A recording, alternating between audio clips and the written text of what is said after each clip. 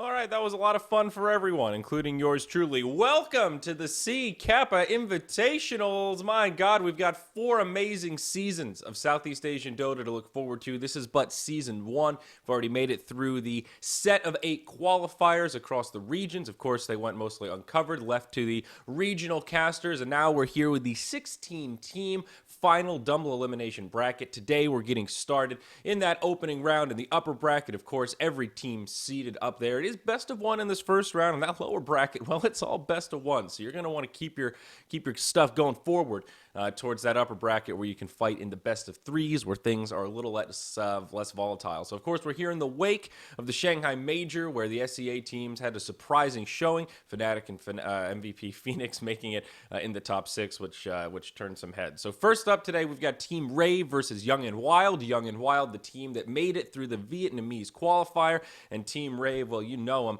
you love them, and let's hop into this draft and take a look at what we're working with here. Now, what's cool about this Rave draft is you'll see some familiar faces that you might not be used to seeing so much these days. We got Ninja Boogie back here. We got Ryo as well. Now, I'm not sure who's who exactly on this lineup with these silly names they've got going on. Breezy, Derp, and Rapey.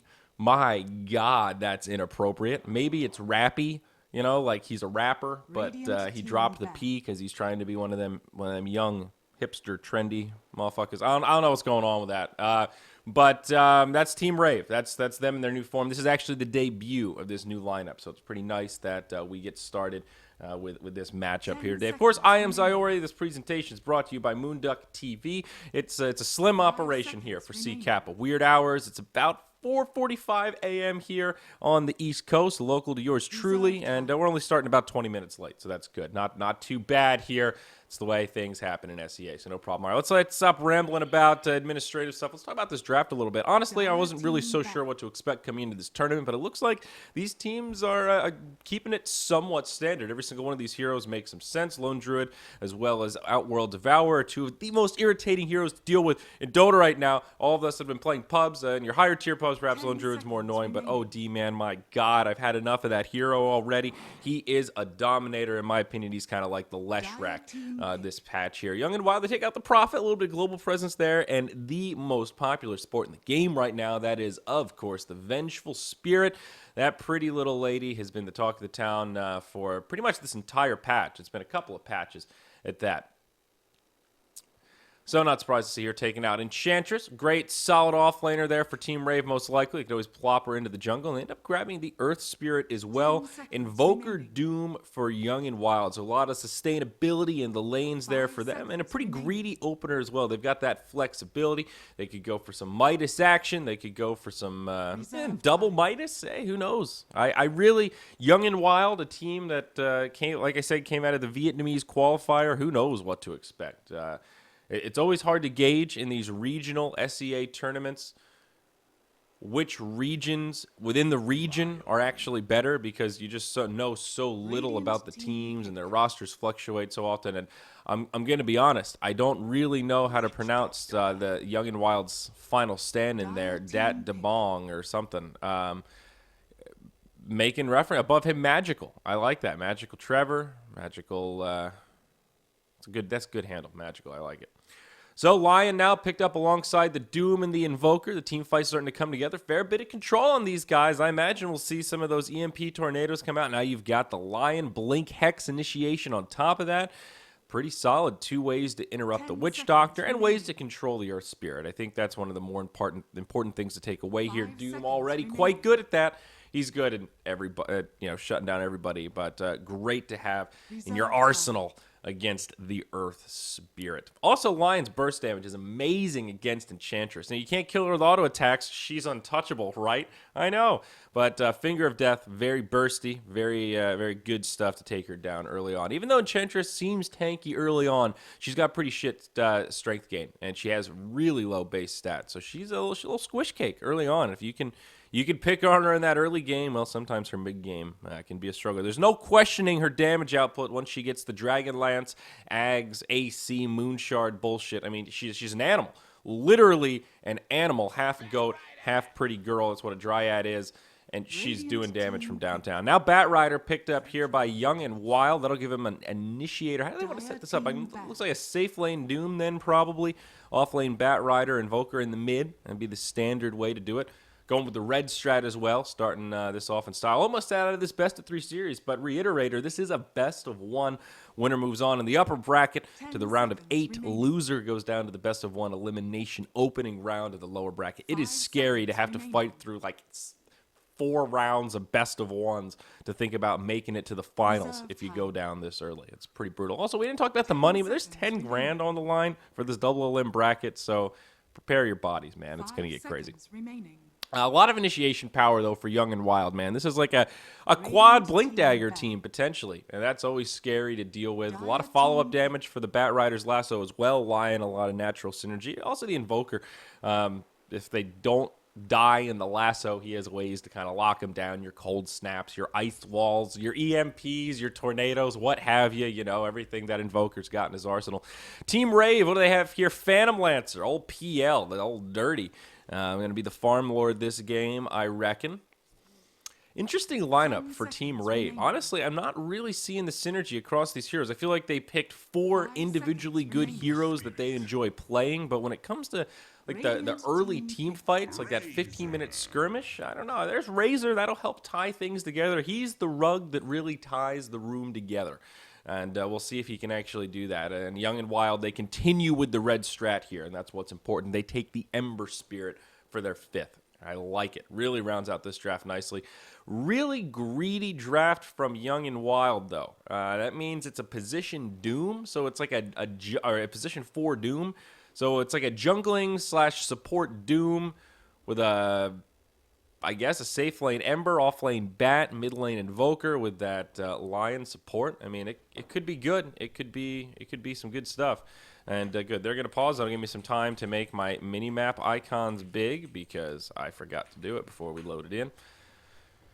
Oh, yes. You know, I kind of forgot about the glories of casting SEA Dota and the the constant pauses and delays because your region is connected by a series of islands into a series of islands.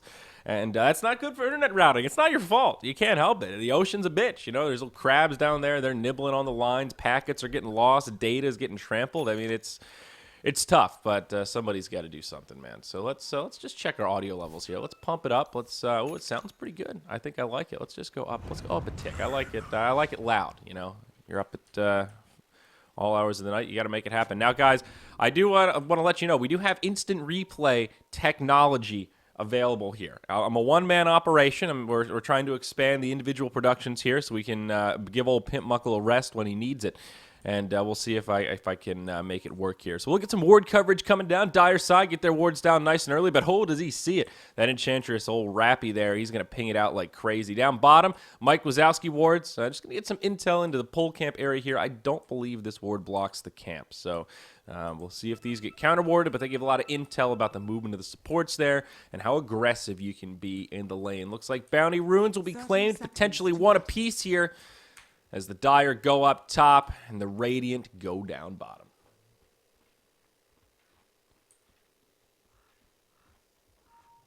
This bulletproof coffee is fabulous. All right. How you doing here, Derp? Let's do the cosmetic check. All right. Top hat Witch Doctor with a cigar. I like that. The Devilish Conjurer. You snaky devil. There will be a ticket available for this tournament as well, folks. I don't believe it's in the game yet, but the good word is that it's been approved. It'll be a cheap one. No special cosmetics. Nothing too crazy with it. We're not trying to get you to shell out your whole wallet. Just a couple of bucks to watch all the games across all the seasons on one ticket. It's a value. It's Value Town, but it's not in the game yet, so don't get too excited. It's probably free to watch for now if you know somebody that's in the game and you can spectate. I don't know. For now, you got to watch the stream. Sorry about that. So here we go. Both wards down here for the Radiant. Mid lane. We're going to see an early first blood, perhaps. Invoker on the run. Starts with the Null Tally first. They've got the Phantom Lance. He eats the Fairy Fire. Sunstrike will connect on Ryo, but doesn't matter. The first blood is connected. That's what I'm talking about. Rave coming out of the gate swinging here. Whew, daddy. Interesting lane setup. Looks like it'll pay some dividends. Now is there going to be a return kill here? They're going to come in onto Ryo, something fierce. but they don't have any damage. Doom's got some ice armor. Oh, what a little ninny. Now, let's see here. Yep, so you do the magic. Man, Earth Spirit, what are you doing, you little crazy dog? You roaming about?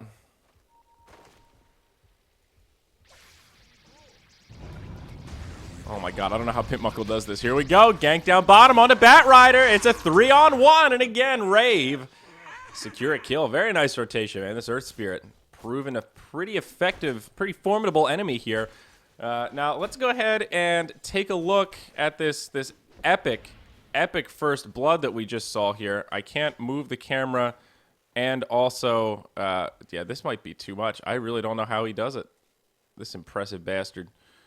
All right, so yeah, we've got instant replay. Let's check it out. Let's relive the magic. There's me checking out the wards. Okay. Well, at least you can see what's happening live while all this is going on. That was a really sick ward that they got down there, but here it is, that first blood rotation. Really not much the Invoker can do, and that's what the point I wanted to make before we saw that gank take place. He doesn't have great ward coverage. One got countered, and one's way down here in this bottom area. Not really ideal. You couldn't see that rotation coming, and without boots, you know, it's a mile away. It's really tough. All right, I'm going to try harder with the instant replay. That's really, really cool functionality here. So looking at the farm in the mid, looks like Invoker has recovered pretty well, even though PL helped in the first blood, man. This is tough going. Ryo's not farming shit. He's 1-1.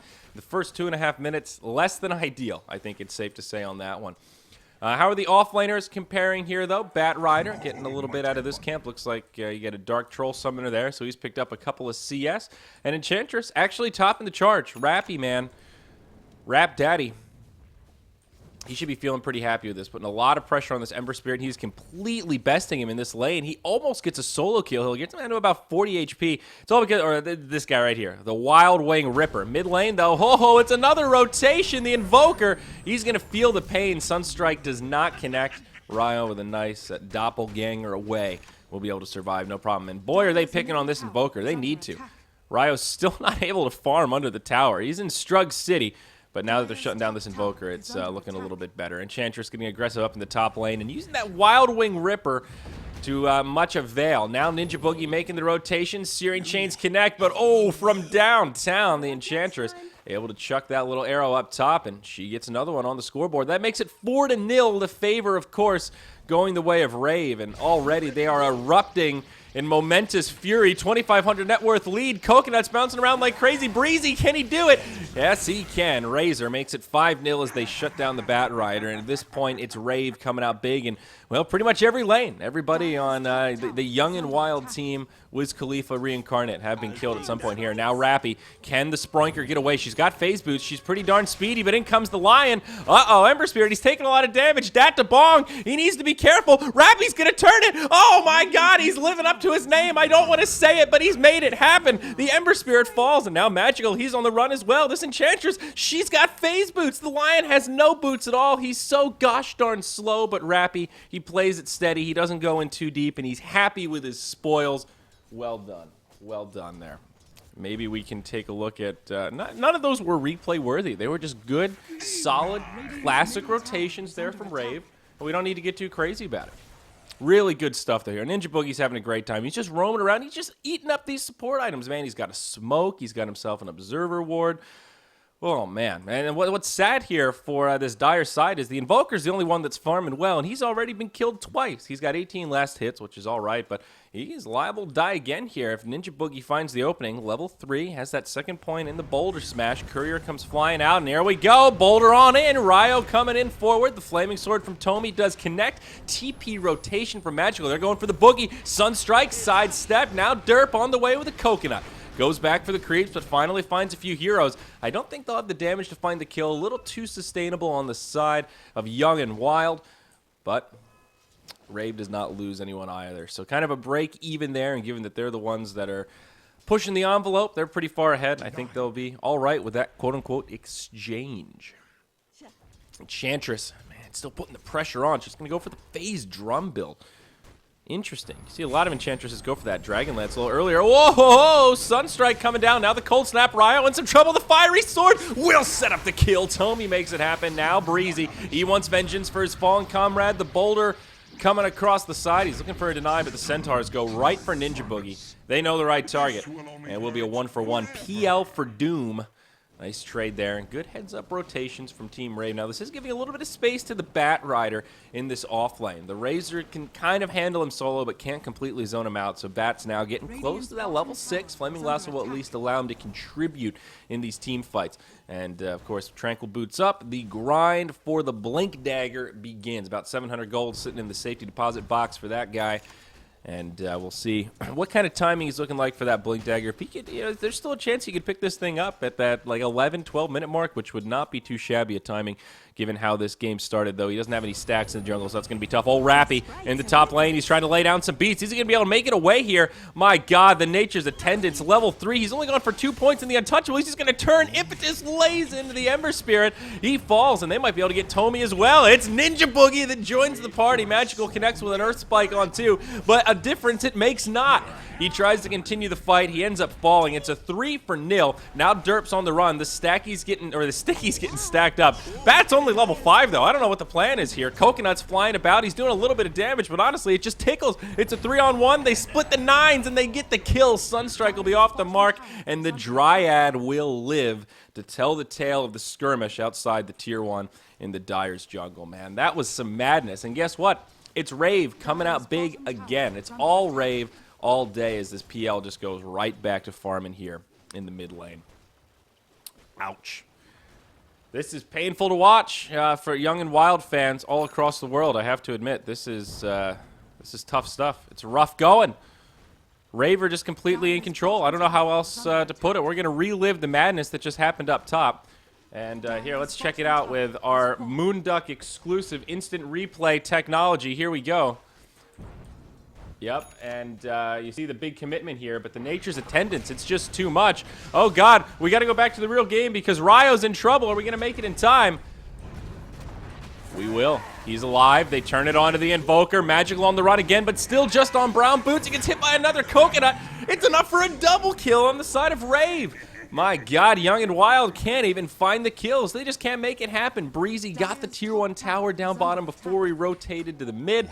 Oh, look at the net worth chart. Just look at it. I feel like I could be quiet for a few seconds and let you absorb that to really understand how this game is going. All 5 members of Rave are on the top 5 of the net worth chart, man. This is just like, oh, God. It's like that time we played an in-house at the Mafia LAN and I was mid against Blitz. That's basically what this game has turned into. I mean, it's just completely devolved. Even the supports, the position 5, are out-farming the leading... oh, God, I'm stuttering now. Out-farming the leading farmers of this Dire side. That was their leading farmer right there. The Invoker, he did everything he could, and he survived for about half a second. It was a disaster. Now Rave is going to take this Tier 1 tower mid. They're going to open up the map a little bit. We're 9 minutes in, and they've got 14 kills. I couldn't even analyze this if I wanted to, because it's just pure madness. So we didn't get to see that last replay in its entirety, but we might not get a chance to because they're pinging the Lion. I think they want to have a go here. They're going to dive behind Ninja Boogie. FIFA Friday kicking rocks behind. Zones him out, just opens up for Breezy to get himself another tower kill. Mech now completed by the Razor, and up top, it's all Rappy. He's just chunking Impetus into him. One more. All right, Databong going to be able to live, but in the jungle, Tommy might not be so lucky. He's got Tranquil Boots. Rocks come flying in, but there it is, old Rappy laying into him again. He's got the Drum of Endurance up. Ogre Club now looking at for the Dragon Lance, I imagine. Rave still in a good position here. Let's take a look at Radiant Vision. Both sides lacking right now, but there are a couple of summons out for the Dire that they can scout with. Tommy just going straight in here. He's trying to chop down the Enchantress. Never a good idea. Now the Doom taking big damage. He's not even level 6 yet. He doesn't have the ultimate to work around with. Bat Rider used his ult already, but it did next to nothing. Now they're just going to get cleaned up as Rappy comes around the backside. Impetus secures 2 more kills, makes it a 3-0. They're running low on mana. Razor coming in on the Invoker. Sunstrike way off the mark. Doesn't even hit his own unit there, and that's it. Kinzu's had enough. He says, GG, stop the slaughter. My poor body can't take it any longer. We're going to tap out. Lower bracket is the way we're going to go for this. My God. Sweet baby Jesus, it's Rave. Looking better than ever. It happened quick now, so if y'all want, I've got a special treat, and we can check out this instant replay as we look at the score screen. So this is our final fight. We'll hear Dead Mouse in the background. And you see Dirt Man, he's just kind of baiting it out. And then all of a sudden, this Enchantress realizes, hey, you know what? I'm stronger than the goddamn universe right now. She comes in, just starts softening him up. She eats the lasso from the Bat Rider. It does actually nothing. She stands on the fire with 2 stats of Sticky and just walks away. Nature's Attendants heal her up. She gets mech'd. And the rest of Young and Wild, trying to retreat, get cut off by the half-goat, 100% animal, beautiful babe woman. I don't know what that was just a rage sunstrike. And that's it, man. That's the game ender right there. Whew. Man, let's look at this score tab. 10 minutes and 35 seconds. Welcome to the C Kappa Invitationals, folks. This is moonducktv, and this is how it happens. Great game from Ninja Boogie. 2-0-11. How many kills? They only had 17 kills. He was involved in 13. I'd say that's pretty damn impressive, if I don't say so myself. So there you go, folks. That's game number 1 for the day. Now, we're going to have another match coming up. It's scheduled to start in about 20 minutes, but we know how this works. We'll see if the teams get here on time. Thank you for joining us. I'm Zyori. You can follow me on Twitter at ZyoriTV. Congratulations to Rave for making it into the best of 3s this first season of the C Kappa Invitationals.